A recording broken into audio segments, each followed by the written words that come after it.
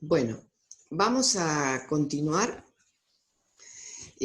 con la segunda clase de la resistencia al corte de los suelos en el campo agrícola y vamos a repasar algunos conceptos. Hasta ahora dijimos que de las propiedades mecánicas que tiene el suelo, nosotros vamos a estudiar dos, porque son dos propiedades que directamente las podemos relacionar con las dos pérdidas de potencia variable que nos interesa reducir, intentando maximizar la eficiencia tractiva del tractor, de los conjuntos. Empezamos estudiando la resistencia al corte de los suelos y la podemos definir como la resistencia al resbalamiento de una capa de suelo sobre otra inmediatamente contigua. La resistencia al corte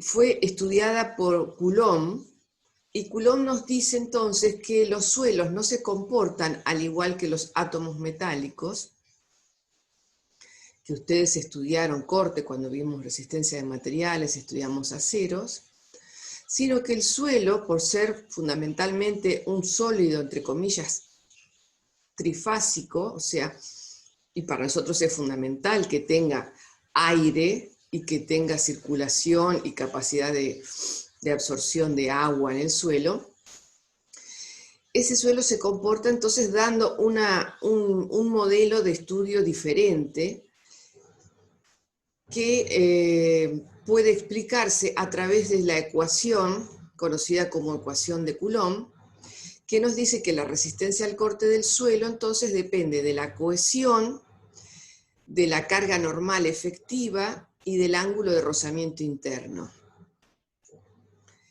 En el caso de la cohesión, hablamos de cohesión molecular y cohesión superficial el otro día, ¿no? Entonces, en el caso de la cohesión molecular decíamos que es fundamentalmente dada por la atracción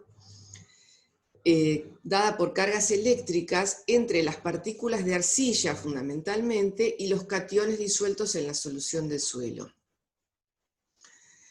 Creo que ustedes vieron este concepto en edafología, pero recuerden que nosotros las arcillas las podíamos simbolizar prácticamente como grandes aniones, es decir, son partículas cargadas en su superficie de cargas negativas. Entonces, esos grandes aniones tienen la posibilidad de neutralizar, digamos, todas esas cargas absorbiendo los cationes que hay en la solución del suelo. Cuanto mayor sea la concentración, entonces, y mayor sea la carga eléctrica de los cationes que tiene el suelo, menor será la distancia de esa doble capa difusa, que es la capa que va desde la superficie de la arcilla hasta que está totalmente neutralizado por los cationes del suelo. Claro, si no hay agua, hay más posibilidades entonces que estas partículas, estas cargas eléctricas negativas absorban firmemente los cationes del suelo, y entonces así se manifiesta la cohesión molecular alta en los suelos con poco o escasos porcentajes de humedad. Ahora, si hay moléculas de agua que se interponen, hay más posibilidades entonces que esa cohesión molecular disminuya. Entonces, a medida que aumenta el porcentaje de humedad en el suelo, disminuye la cohesión molecular. Y la cohesión superficial está dada por estas partículas de agua que hay en el suelo, en los meniscos que se pueden crear en los espacios entre dos partículas sólidas, ¿no? Acá tenemos estas partículas sólidas, los poros que tienen la fase gaseosa, el aire, y los meniscos.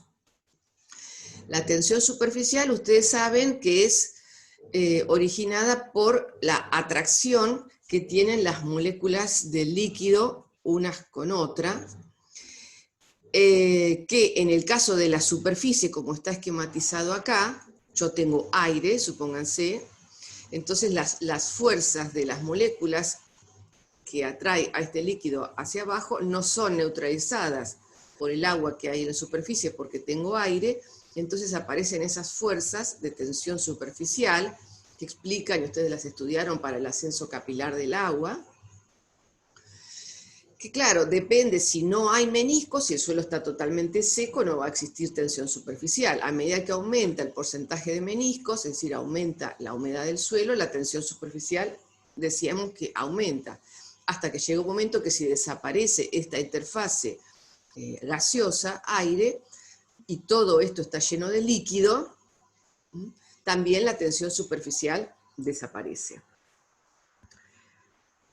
Vimos que la variación entonces de la cohesión molecular con la humedad, la tensión molecular es la fuerza que no me deja roturar el suelo en la arcilla cuando está muy seca, es la que manifiesta la dureza de esos terrones de arcilla cuando tienen muy poca humedad, y la cohesión superficial sigue una curva parecida a la adherencia suelo-metal, que me va a implicar también un gran gasto energético si yo quiero roturar el suelo, por ejemplo, en estado plástico. Entonces, es una buena idea estudiar estas propiedades para ver, por ejemplo, las mejores oportunidades para hacer la labranza. En nuestro caso, entonces, tanto la cohesión molecular como la cohesión superficial intervienen en uno de los parámetros que determinan la tensión de corte del suelo. Y el otro era el ángulo de rozamiento interno. El rozamiento interno es la dificultad de deslizarse o la facilidad de trabarse una partícula con otra en el suelo. Las arenas, dijimos que son prácticamente como vidrio molido, son partículas grandes, mucho sílice, angulosas, que se traban fuertemente unas con otras. A diferencia de la arcilla, que son partículas laminares, finas, que pueden deslizar. Entonces, las arenas tienen ángulos de rozamiento interno elevados y muy poca cohesión. Y las arcillas tienen alta cohesión y bajos ángulos de rozamiento interno. Cuando estudiamos los métodos que utilizamos a campo, dijimos que se llama caja de corte traslacional, y la problemática que tienen estos ensayos, cada vez que nosotros tomamos datos en el campo y no en laboratorio, bueno, a los ingenieros agrónomos nos gusta más, por supuesto, ir al campo y tomar datos in situ. Siempre los datos que pueda uno tomar en laboratorio tienen las variables más controladas, por supuesto. Pero la dificultad es que nos preguntamos siempre cuán extrapolables son esos resultados cuando los quiero llevar al campo. Entonces, tomarlos en el campo, en principio, nos puede parecer una medida favorable. El ensayo, como todo ensayo, ustedes vieron, trata de simular las condiciones reales de lo que uno quiere ensayar. Lo vimos en los ensayos del tractor, en el motor, en las curvas de tracción, los ensayos de materiales, etc. Bueno, y vimos también la importancia, la significancia que tiene tener un ensayo normalizado, porque uno puede seguir una receta cumpliendo una norma que está previamente acordada, y producto de ese ensayo, el dato que obtenga es comparable, puede ser comparable entonces con datos obtenidos en otro lugar, en otras situaciones, y repetibles. Bueno, la gran problemática de estos ensayos, que les digo, es que no hay ningún ensayo normalizado. Y que si uno se imagina que esta caja de corte traslacional, esta superficie, este rectángulo con estos dientes perpendiculares intentan simular el trabajo de una rueda con el suelo, fácilmente puede darse cuenta que está bastante alejado de lo que es una rueda. De todas formas, son ensayos entonces que nos permiten estudiar la resistencia al corte, pero que implican, primero, son ensayos muy lentos, aparte de que no están normalizados, son lentos, porque recuerden que esta carga normal que nosotros vamos a aplicar arriba de estos contrapesos, que van a tratar de simular los distintos valores de peso adherente que tenga la rueda, por ejemplo, un tractor sin ningún lastre, sin hidroinflado, una situación intermedia con agua y sin lastres metálicos, algo de lastres metálicos, con todos los lastres. Supónganse que uno toma 4 puntos de cargas normales diferentes para ver cómo se comporta, cómo se incrementa la resistencia al corte del suelo. Dijimos que esa carga normal tiene que ser efectiva, así que hay que dejar drenar todo el exceso hidrostático, sacar toda esa agua gravitacional que tiene el suelo y en una forma suave, no hay que romper el suelo a mazazos. Entonces, eso implica que en un suelo de textura relativamente fina es mucho el tiempo que uno tiene que esperar hasta traducir toda la carga normal total en carga normal efectiva. Otro problema que nosotros tuvimos cuando hicimos ensayos con estas cajas de corte es que encontrar cargas normales equivalentes a la carga normal media de un tractor, que sería 1 kilo centímetro cuadrado, más o menos, es muy difícil. O nos falta peso, es decir, hay que poner una cantidad de contrapesos muy, muy grandes para una caja, como nosotros teníamos una caja de unos 35 por 25 centímetros más o menos, era muy difícil encontrar en base a pesos, a contrapesos metálicos, la presión más o menos de 1 kilo centímetro cuadrado, o en el otro extremo teníamos que empezar a disminuir mucho la superficie de la placa y entonces cualquier yuyo, cualquier raíz que había en el suelo empezaba a ser una interferencia importante. A su vez, como decimos, como esta es una propiedad muy variable en el espacio y en el tiempo, hay que tomar muchos datos para tener un dato de resistencia al corte que pueda ser representativo del lote. Entonces, todo eso hace muy difícil, muy lento y yo diría no demasiado útil al no tener un ensayo normalizado el estudio de la resistencia al corte con este tipo de metodología. Por eso van a ver que en los trabajos de investigación no muchas veces aparece, o casi nunca, aparece el dato de resistencia al corte del suelo. De todas formas, entonces, supóngase con 4 valores de cargas normales que uno mide, es decir, uno mide el peso que le coloca arriba de la rueda, que simularía el peso adherente del tractor, lo divide por la superficie de la placa, que simularía la superficie de contacto rueda-suelo, y tiene los distintos valores de carga normal. Va a colocar un dinamómetro, entonces, que va a medir el valor de fuerza y va a tirar, va a vincular esta caja de corte con algún malacate que un operario puede ir traccionando hasta que la caja se desliza, corta el suelo para ese valor de carga normal. Entonces, supónganse, tenemos 4 valores de carga normal efectiva y vamos a encontrar 4 valores de tensión resultante. Cuando uno ajusta esos datos, tendría que encontrar una recta, conocida como la recta de Coulomb. Entonces, cuya ordenada al origen, es decir, cuando este término desaparece, sin haber ningún valor de tensión normal efectiva, la resistencia al corte se debe pura y exclusivamente a la cohesión molecular y aparente, insisto. Y la tangente de esa recta es el ángulo de rozamiento interno. Bien. ¿De qué depende el patinamiento? Entonces, insisto, la resistencia al corte del suelo o resistencia al resbalamiento de una capa sobre otra nos interesa porque ese suelo va a estar sometido a fuerzas tangenciales.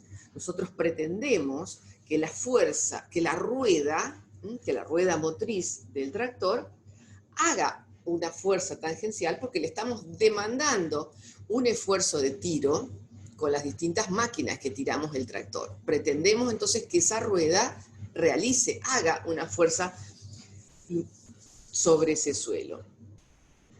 Puede ocurrir que si esa fuerza es muy grande, el suelo se corte. Entonces, cuando la fuerza que pretendemos hacer es mayor, supera a la resistencia al corte del suelo y se produce el corte del mismo, decimos que el tractor está patinando. O sea, asociamos esta propiedad mecánica del suelo a una de las 2 pérdidas de potencia variable, que es el patinamiento. ¿Debido a qué? ¿De qué depende el patinamiento? Directamente del esfuerzo de tracción demandado. Si a ustedes le preguntan por qué el tractor está patinando, lo primero que hay que preguntar es qué está tirando, qué estamos pretendiendo traccionar, porque si el esfuerzo de tiro demandado es muy alto, el patinamiento seguramente va a ser muy alto. Entonces, si nosotros graficamos, por ejemplo, el esfuerzo de tiro, que es la variable de la cual depende directamente el patinamiento, versus el patinamiento, vamos a ver, por ejemplo, en esta primera recta, siempre hay un comportamiento en un primer tramo lineal, es decir, que a esfuerzos de tiro crecientes hay una deformación más o menos proporcional del suelo, el patinamiento crece en un comportamiento más o menos lineal, y después llega un punto en donde, a medida que el esfuerzo de tiro aumenta un poco, el patinamiento crece muchísimo, se hace exponencial. Si nosotros pasamos, ¿cómo podemos pasar de esta curva a esta? Incrementando, por ejemplo, como les decía, el peso adherente. Si yo puedo incrementar la tensión normal, y se traduce en tensión normal efectiva, yo sé que el suelo va a reaccionar de manera que la fuerza de corte que aguante es mayor. Entonces, con un peso adherente 2, por ejemplo, bueno, puedo tener mayores esfuerzos de tracción hasta que el suelo se corte y el patinamiento crece mucho. Si sigo aumentando, por ejemplo, el peso adherente que tiene esa rueda, puedo tener una curva por abajo. Si yo hago, por ejemplo, en esta zona, si me sigo manteniendo dentro de la zona de crecimiento, de comportamiento lineal, y hago el cociente entre el T1 de esta rueda, supónganse sin ningún lastre, sobre el peso adherente 1, encuentro que es igual al T2 sobre el peso adherente 2, y es igual al T3 sobre el peso adherente 3. Eso que se mantiene constante, entonces, la relación entre el tiro y el peso adherente, si me mantengo, insisto, dentro de la zona de comportamiento lineal, es lo que se conoce como coeficiente de tracción. Coeficiente de tracción es la relación que hay entre el esfuerzo de tiro que está haciendo el tractor y el peso adherente que tiene. Y es el único parámetro que nosotros vamos a utilizar para predecir el patinamiento del tractor. ¿Qué vemos acá? Bueno, si el esfuerzo de tracción es muy bajo, o sea, el coeficiente de tracción es muy bajo, el patinamiento es muy bajo. Para que el coeficiente de tracción se acerque a cero, el esfuerzo de tiro se va a acercar a cero.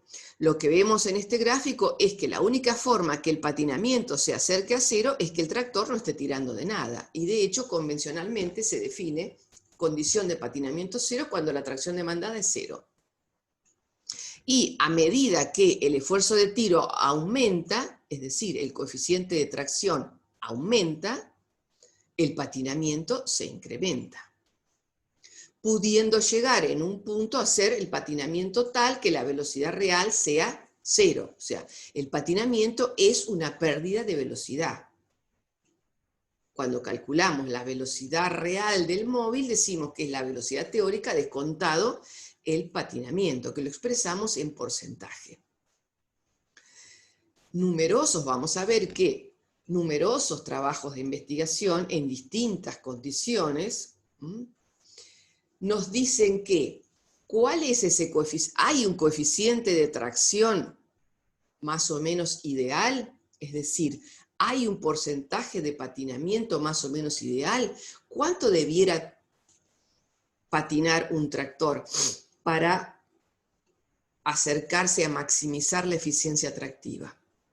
Bueno, los ensayos nos dicen que el tractor debe patinar, si es un tractor de 2 ruedas motrices, 2 WD, de diseño convencional, un solo eje que tira, ese coeficiente de tracción debe rondar alrededor de 0,4.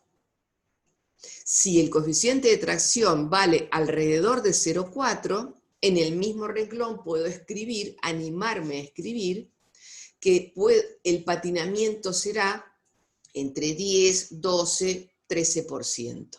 Y puedo animarme a decir que tengo alguna posibilidad de encontrar la máxima eficiencia tractiva que si es un tractor de 2 ruedas motrices, ustedes saben que estamos hablando de un valor de 0,6 de eficiencia tractiva global. Es decir, un tractor de 100 caballos, si yo armonizo un esfuerzo de tracción que anda alrededor del 40% del peso adherente, es decir, tengo un coeficiente de tracción alrededor de 0,4, es factible que el patinamiento medido sea 10, 12, 13%, y es potencialmente posible que le saque 60 caballos en la barra. Si el esfuerzo de tiro es mucho mayor, si yo pretendo tirar el 60% del peso, ustedes me pueden decir, ¿el tractor puede tirar el 60% del peso? Sí, puede tirarlo. Ahora, ¿qué me dice este gráfico?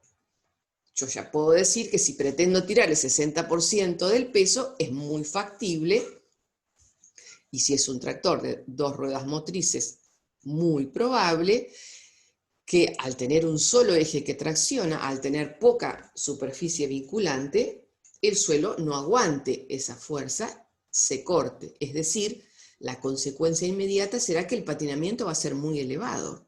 La velocidad real va a ser muy baja. El producto de T, que es muy alto, por la velocidad real, que es muy baja, me va a tirar la potencia en la barra muy abajo. Por lo tanto, la eficiencia atractiva no va a ser óptima. A veces, uno en el pizarrón pone muy fácilmente tirar el 40%. Bueno, puede haber alguna condición en donde el esfuerzo de tracción tenga que ser más alta, el productor tiene esa condición, con ese tractor, ese peso adherente y esa rastra que no puede disminuir el esfuerzo de tiro demandado y va a tirar más del 40%. Bueno, se dará. Lo que ustedes tienen que saber es que el patinamiento en esas condiciones, cuando el esfuerzo de tracción es muy superior al 0,4, el patinamiento va a ser muy alto. Por lo tanto, la eficiencia atractiva no va a ser la máxima.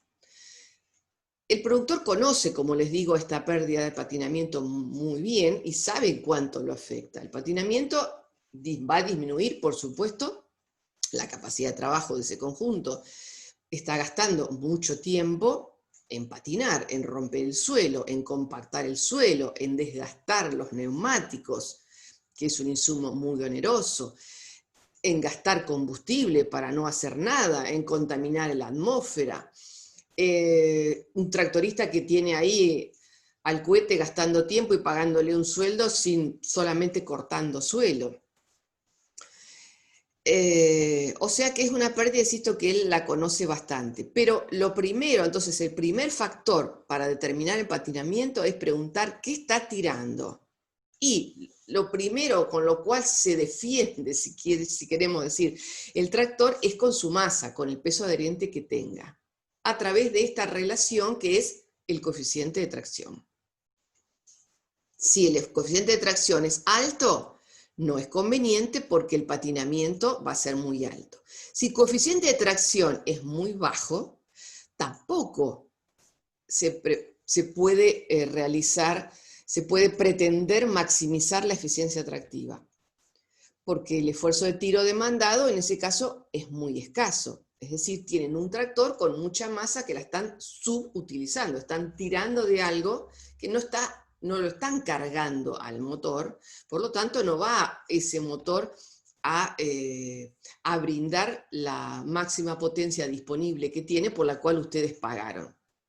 Es decir, tener un tractor y tirar de una máquina muy grande no nos va a dejar maximizar la eficiencia, insisto, porque ustedes pueden decir, va a patinar grande, bien.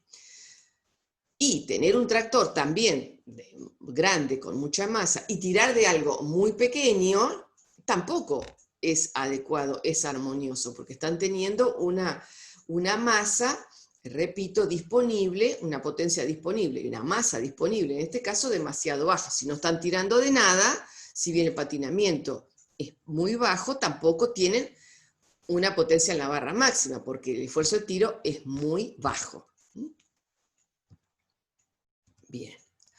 Entonces, dijimos, la fuerza que aguanta el suelo al corte depende de dos factores que nosotros no podemos modificar, que son la cohesión y el ángulo de rozamiento interno, que los podemos asociar a dos texturas de suelo bien diferentes. La cohesión es alta en arcillas y el ángulo de rozamiento interno es alto en arenas.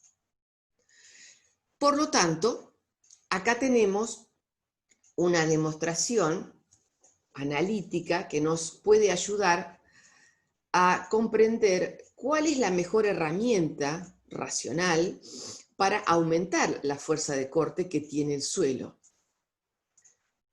Bueno, yo puedo entonces aumentar dos cosas, o la superficie o el peso adherente.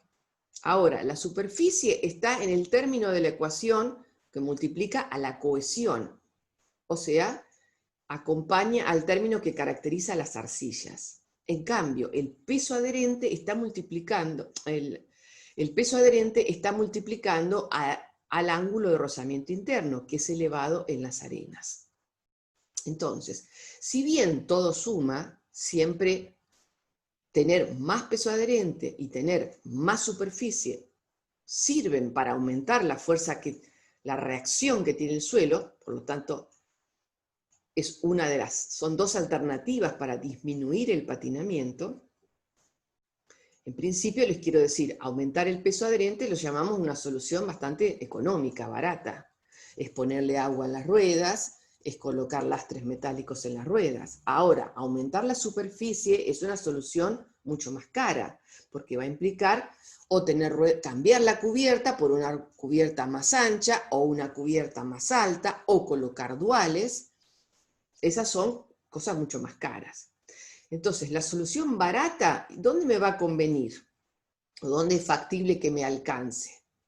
Bueno, la solución barata es factible que me alcance en los suelos que tienen alto rozamiento interno. Porque aumentar el peso en la arena, entonces, suelos que tienen alto rozamiento interno, el peso está multiplicando a un ángulo de rozamiento elevado. A su vez, en las arenas, todo el peso que yo ponga, toda la carga normal total que ponga, rápidamente se traduce en carga normal efectiva, porque las arenas, dijimos, tienen partículas muy grandes que dejan entre sí poros muy grandes, entonces no hay agua absorbida a tensiones muy elevadas, es fácil sacarle el agua a la arena.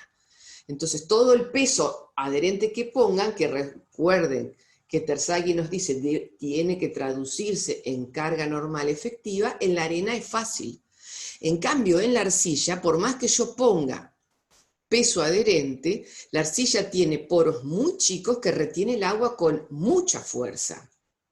Es difícil sacarle el agua a la arcilla. Entonces, en el escaso tiempo que tiene la rueda para intentar evacuar el exceso hidrostático, no le alcanza. Entonces, en la arcilla, primero, aumentar el peso está multiplicado por un valor muy chico, así que matemáticamente no me conviene tanto.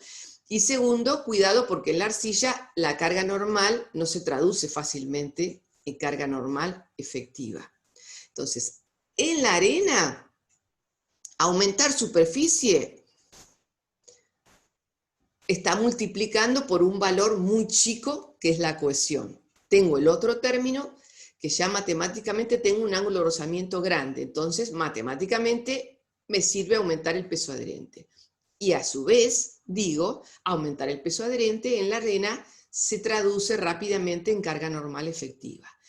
Mientras que en la arcilla, lo que decimos es, desgraciadamente, es más común que tengamos que apelar, por último, a incrementar la superficie, porque la superficie está multiplicado por una cohesión que ya es muy alta y porque es difícil que la carga normal de ese peso adherente se traduzca en efectiva. Entonces, la arcilla es más fácil, se dice como consejo de extensión, flotar, pasar el problema por arriba, no tratar de, en el escaso tiempo que tenemos, de encontrar reacción en el suelo en una arcilla, porque no la va a aguantar a esa carga normal el agua. Bien. Este señor Frank M. Sos, que trabajó mucho en esta disciplina, fue y hasta hace muy poco seguía siendo empleado de John Deere, diseñó un ábaco, que lo pueden consultar. Un ábaco es un gráfico muy sencillo en donde cualquier usuario podía entrar con valores muy sencillos de relación peso-potencia en el eje, decir cuál es el peso adherente que estaba teniendo, por ejemplo, a qué velocidad se querían mover, y cuál es el tipo de vinculación que tiene el tractor con el implemento, y en ese gráfico ya les podía decir el porcentaje de patinamiento que iban a tener y la eficiencia tractiva esperable. Nosotros no utilizamos este gráfico como herramienta para predecir nada de eso, pero sí utilizamos eso parte de ese ábaco que es para calcular el peso adherente. Ustedes saben que cuando vimos peso adherente en estabilidad del tractor, decíamos que el peso adherente podía ser el peso estático, 1 más T por HB sobre L, más B por A sobre L, más B. Es decir, teníamos que conocer las componentes del esfuerzo de tiro, la componente horizontal T, la componente vertical B, la longitud y la altura de la barra de tiro y la batalla del tractor. Bueno, Sos nos dice que podemos reemplazar todo esa parte de la ecuación por esto, es decir, si uno conoce cómo se vincula el tractor con el implemento, es decir, si está vinculado a partir de un solo punto, que es la barra de tiro, podemos esperar que el peso adherente sea, como máximo, el peso estático Q1 incrementado en un 25% del esfuerzo de tiro demandado. Ustedes les van a decir, bueno, está tirando de un implemento que le demanda 2.000 kilos de esfuerzo de tracción. La componente horizontal es 2.000 kilos. Bueno, el 25% nos dice Sos de esos 2.000 kilos, ustedes lo pueden considerar como carga dinámica.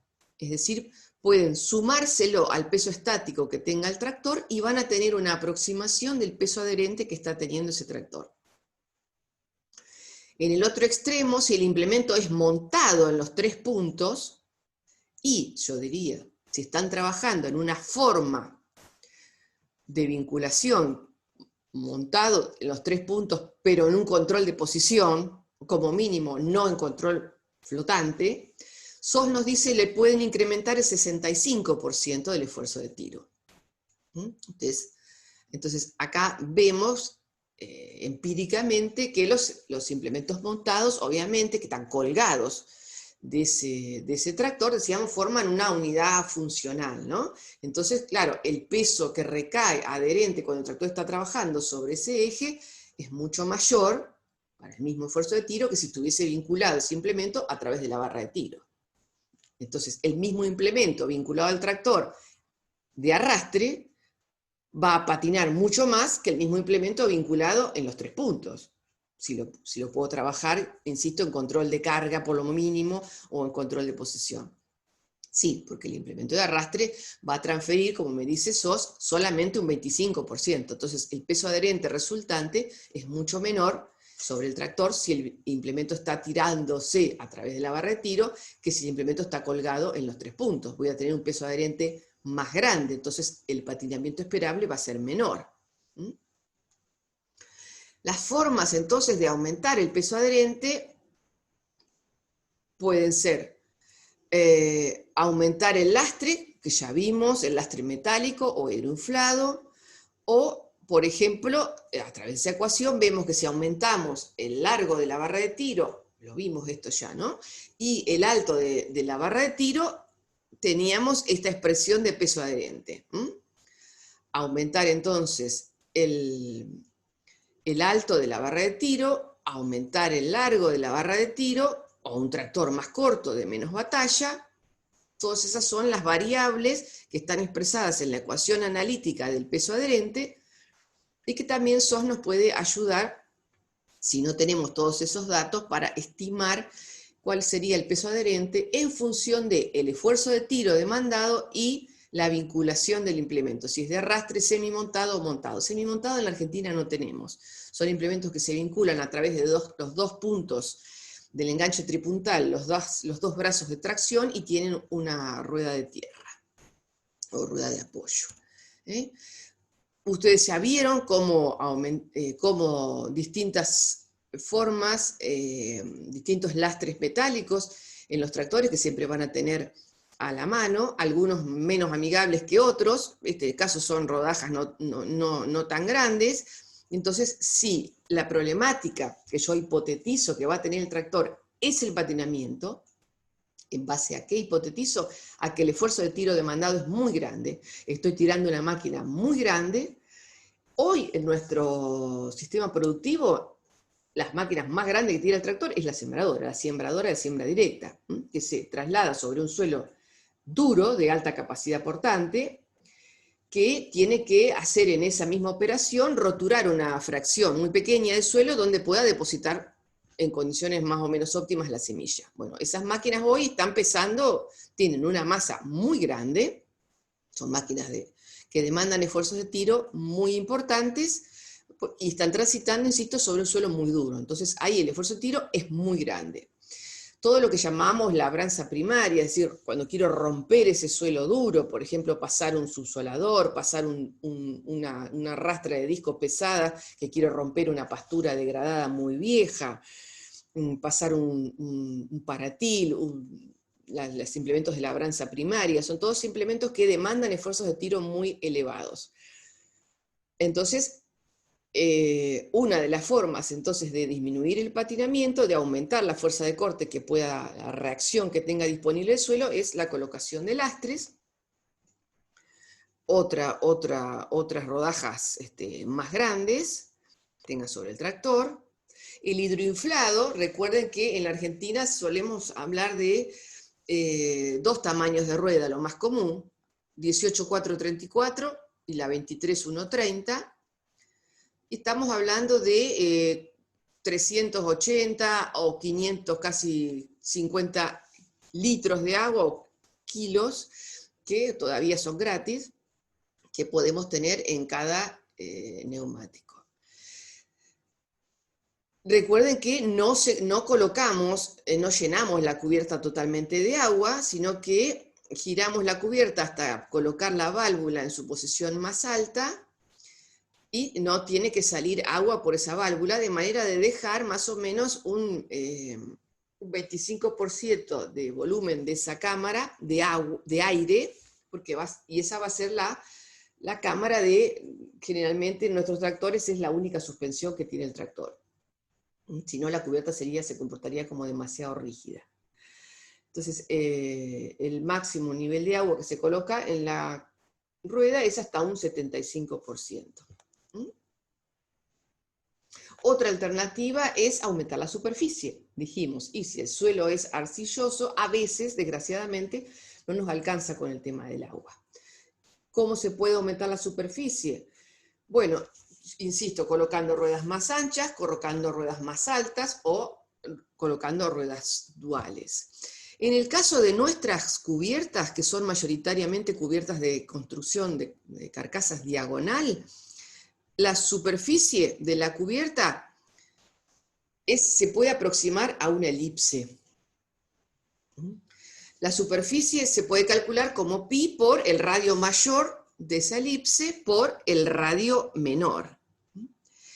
El radio mayor sería la mitad del largo de pisada. Si yo veo la cubierta de costado, y esto sería L, si yo conociese el largo de pisada de esa cubierta y conociese el ancho real, que se puede medir acá, puedo calcular realmente cuál es la superficie que está pisando la rueda en esa condición de suelo.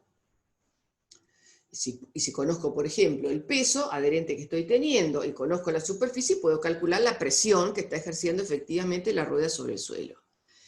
Si asimilo la superficie a una elipse, bueno, ustedes saben que el radio mayor entonces es L sobre 2, el largo de pisada sobre 2, el radio menor es la mitad del ancho de la banda de rodamiento, la mitad de B. Dijimos, si la cubierta es 18,4 por 34, por ejemplo, quiere decir que 18,4 es B, es el ancho de la banda de rodamiento medido en pulgadas. 18,4 pulgadas tiene esa cubierta de ancho de rodamiento. Y 34 es el diámetro de la llanta medido en pulgadas. La denominación de los neumáticos de carcasa diagonal, que son los que usamos en la Argentina, nos dan el ancho de la banda de rodamiento y el diámetro de la llanta sobre la cual va montada esa cubierta, la llanta metálica, las dos medidas en pulgadas. Entonces, podremos calcular la superficie como pi por el radio mayor, que es el largo de pisada, dividido 2, este es el radio mayor, por el radio menor, que es la mitad del ancho. O sea que nos queda pi sobre 4 de B por L. O sea, 0,78 es pi sobre 4 de B por L. Eso sería la superficie de una elipse, ¿no? El círculo es una elipse, digamos, donde tenemos las dos superficies iguales, ¿no? Las dos radios iguales. Entonces nos queda pi por radio al cuadrado, o pi por diámetro de la superficie. Bien, claro. Entonces, si ustedes conocen, por ejemplo, el ancho, les dan en una problemática el ancho de la banda de rodamiento y el largo de pisada, bueno, pueden calcular que una elipse sería 0,78 de B por L.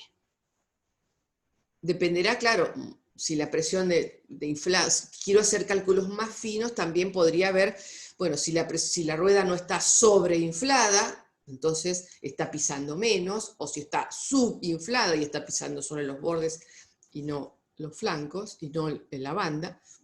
Pero una forma aproximada de calcular la superficie en una cubierta diagonal podría ser asimilarla, esa pisada, a una elipse. Entonces, 18,434 es, el primer número es B, es el ancho de la banda de rodamiento en pulgadas, y 34 es el diámetro de la llanta, el diámetro de la llanta. Si la cubierta es de radial, que generalmente no las tenemos en la Argentina, lo que aparece como información en el neumático es mucha más información. Fíjense que acá nos dice que es una cubierta Michelin, 710, son 710 milímetros el ancho de la banda de rodamiento, 75 es la relación altura del neumático, esta altura de la goma, dividido el ancho, en este caso es 75, es decir, todas las cubiertas son más anchas que altas. En este caso, la altura es el 75% del ancho. Después nos dice R, quiere decir que es una cubierta radial. 34 es otra vez el diámetro de la llanta en milímetros. Y después nos dan otras informaciones sobre el índice de carga, es decir, cuál es, en este neumático, por ejemplo, son 5.000 kilos que se le puede poner de carga al neumático a una determinada velocidad. Después nos dice que es un neumático sin carga, etc. Bueno, entonces yo les decía que en la Argentina tenemos mayoritariamente cubiertas diagonales. Las cubiertas, lo que ustedes deben saber es que las cubiertas diagonales tienen una construcción que implica colocar capas de hilos o lonas que están engomadas en cauchos naturales y fundamentalmente sintéticos, pero que esos hilos se extienden, esas capas de caucho, de talón a talón. Los talones, este es el talón de la cubierta, donde va unida a la llanta, se colocan esas capas formando un ángulo de 45 grados con respecto al plano medio de la cubierta. Como ven acá, esta es una cubierta diagonal. Entonces, la tela va de talón a talón. Y tiene no se hace algo diferente en lo que es la banda que va en contacto con el suelo, la banda de rodamiento, y los flancos en lo que es el costado de la cubierta. Son telas que van de talón a talón, formando un ángulo entrelazadas de 45 grados con respecto al plano medio de la cubierta. Y las cubiertas radiales tienen primero una cintura acá metálica, de aros metálicos que van de talón a talón, como están dibujadas acá, formando un ángulo de 90 grados con respecto al plano medio, y después sobre lo que es la banda de rodamiento de esa cubierta, se colocan otras telas, y en la capa, que forman ahí 40, 45 grados también, y en la capa superior, la más externa de todas, se colocan una serie de gomas encauchadas, digamos, o cauchos que van sobre las telas, que le dan una gran resistencia a la deflexión de la cubierta, telas prácticamente inextensibles. Entonces terminan teniendo lo que pisa sobre el suelo, esa banda de rodamiento muy rígida, muy poco deformable, y flancos muy flexibles.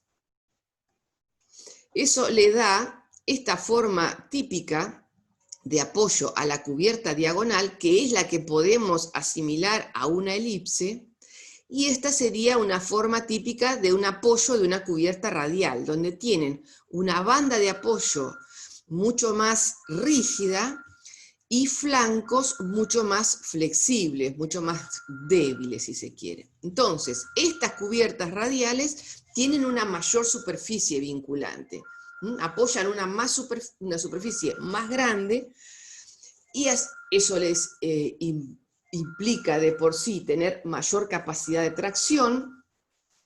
Esta banda de rodamiento se va a deformar muy poco, y va a tener o sea que es predecible que tengan menos patinamiento, porque tienen más superficie.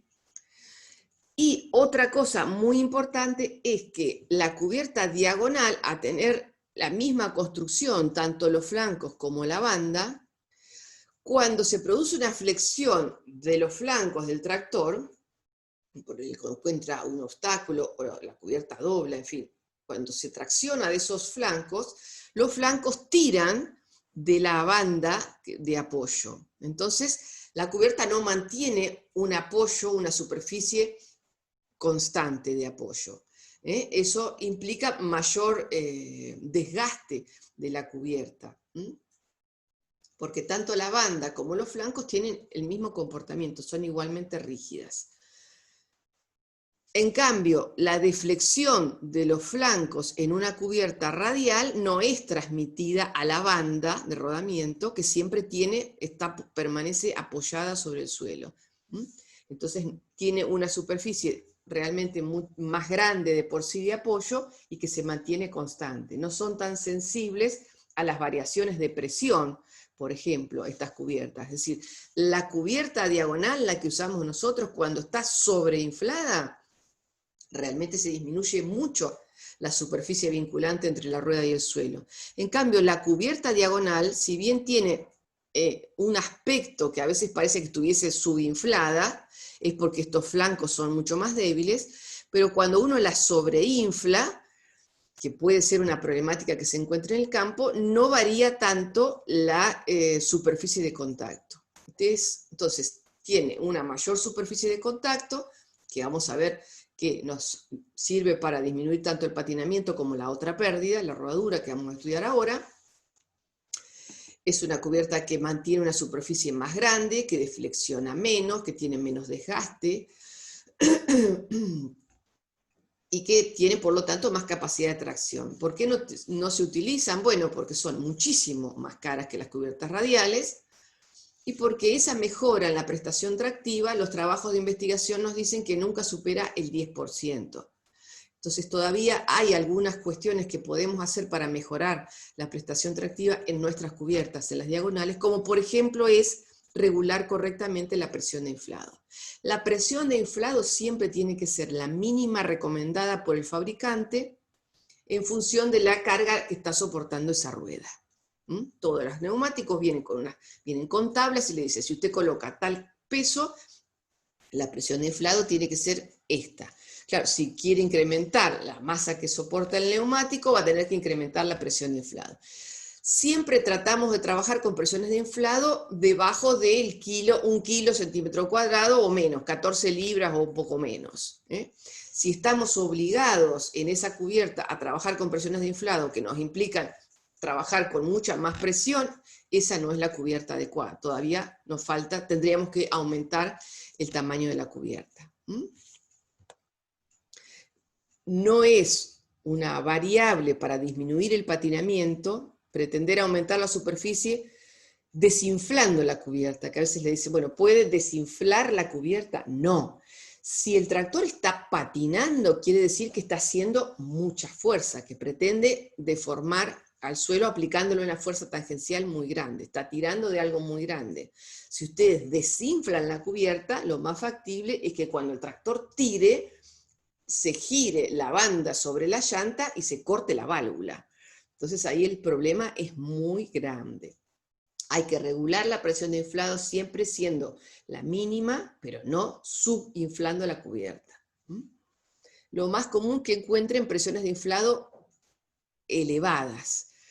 A lo mejor llevan el tractor al gomero del pueblo y el gomero la sobreinfla a la cubierta, primero porque está acostumbrado a trabajar con cubiertas a lo mejor de camiones y no de tractores, y segundo porque si ustedes sobreinflan la cubierta, claro, nunca se va a cortar la válvula, porque la cubierta disminuye mucho la superficie de contacto, el suelo en ese caso va a patinar, entonces el patinamiento es un zafe, en definitiva, para no sobrecargar la rueda y no sobrecargar la transmisión. Si el suelo se corta, no se corta el neumático, no se corta la válvula, no entra en sobrecarga el motor, no corre en riesgo de romper un embrague, etcétera, etcétera, etcétera. Entonces es preferible, para protección del gomero, que ustedes patinen, corten suelo, y ustedes lo pagarán con más gasto de combustible, desgaste de cubierta y todo lo demás que vimos, pero no le van a ir a reclamar el gomero que se cortó la válvula. Esta sería una foto donde ven, bueno, esta es una foto radial, y esta es una cubierta diagonal. Acá ven la misma construcción, insisto, implica el flanco que la banda de rodamiento, y esta es la cubierta radial que parece a veces que estuviese subinflada, tiene una pancita porque los flancos son mucho más débiles que lo que es la banda de rodamiento. Entonces, para tener una tracción óptima, un inflado adecuado, insisto, en función de la carga que tienen, la presión de inflado mínima, no sobreinflado, porque el sobreinflado, la cubierta va a apoyar solamente el centro y va a levantar los hombros de la cubierta, la parte externa, y entonces tienen menos superficie de contacto. Y tampoco subinflado, porque están traccionando solo con los hombros de la cubierta y también están achicando superficie. Estos son consejos de extensión del INTA, por ejemplo. Entonces, un consejo de extensión que utilizan a veces los ingenieros para hacer demostraciones a campo es, bueno, ver si la presión es la adecuada. Lo que dicen es, bueno, usted se para y en el taco que se encuentra apoyado sobre el suelo, el taco que esté más centrado respecto al eje de la rueda, lo mira de costado y nosotros decíamos, tiene que entrar un cigarrillo. Es decir, más o menos unos 8 milímetros tiene que estar levantado ese hombro de ese taco. Si está más apoyado, no es lo adecuado, está subinflada, y si está más levantado, está sobreinflada. Sería un consejo de extensión. Para las cubiertas radiales, esas cubiertas que parecen que estuviesen subinfladas, Otro consejo de extensión que puede aparecer, que aparece en el INTA, acá hay un trabajo hecho en el INTA para determinar la presión de inflado de los neumáticos, y entonces son neumáticos radiales. El ángulo que forma este flanco con la horizontal tiene que estar entre 50 y 60 grados. Eso, si el ángulo es menor a 50 grados, está subinflada, hay mucho riesgo de roturas de esos flancos, que insisto son muy débiles, por algún elemento punzante. Y si el ángulo está entre 50 y 60 grados, hay más posibilidades que ese elemento punzante se deslice. Esa sería una visualización. Entonces, la presión de inflado es una variable que tenemos para regular adecuadamente la superficie de contacto, para tener una presión correcta y maximizar la superficie de contacto. Guarda con el exceso o la falta de presión. Acá hay un recordatorio de lo difícil que es a veces entender la designación de las ruedas, porque hay medidas que están en pulgadas, otras que están en metro.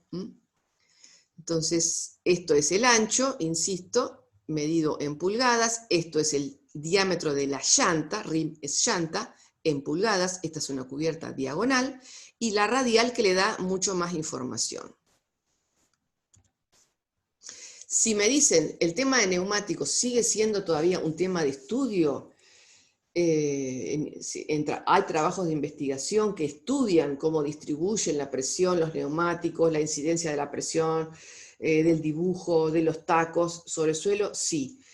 ¿Y hay mejoras tecnológicas? ¿Las fábricas siguen trabajando en mejores diseños de neumáticos? Sí. Van a encontrar en las revistas de divulgación muchos trabajos, mucha información sobre mejoras de neumáticos por parte de los fabricantes, para tratar de tener mayor superficie de contacto, para distribuir mejor las presiones de una forma más pareja, para no distribuir presiones en profundidad, etc.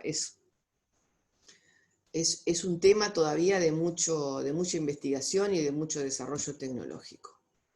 Acá les traje un trabajito un trabajo de investigación sobre neumáticos agrícolas en cuanto a compactación de suelo, un trabajo hecho en La Pampa, con 2 rodados, los rodados más comunes que tenemos en la Argentina, 18,4, 38, en este caso es una cubierta más alta, diagonal y radial, y la 23,130 diagonal y radial. Entonces se midió los pesos que recaían sobre los neumáticos, que eran muy parejos, se midió el área de contacto, efectivamente, que tenía la cubierta diagonal y la radial siempre tiene una superficie de contacto, como ven acá, mayor a la cubierta diagonal, con las presiones de inflado recomendadas, entonces se puede calcular la presión sobre el suelo.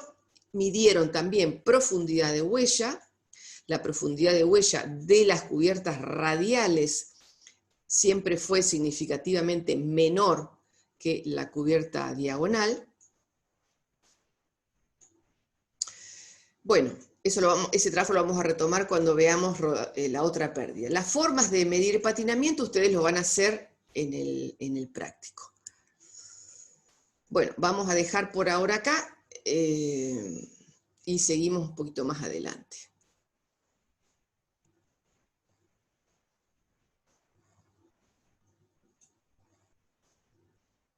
Dejamos de compartir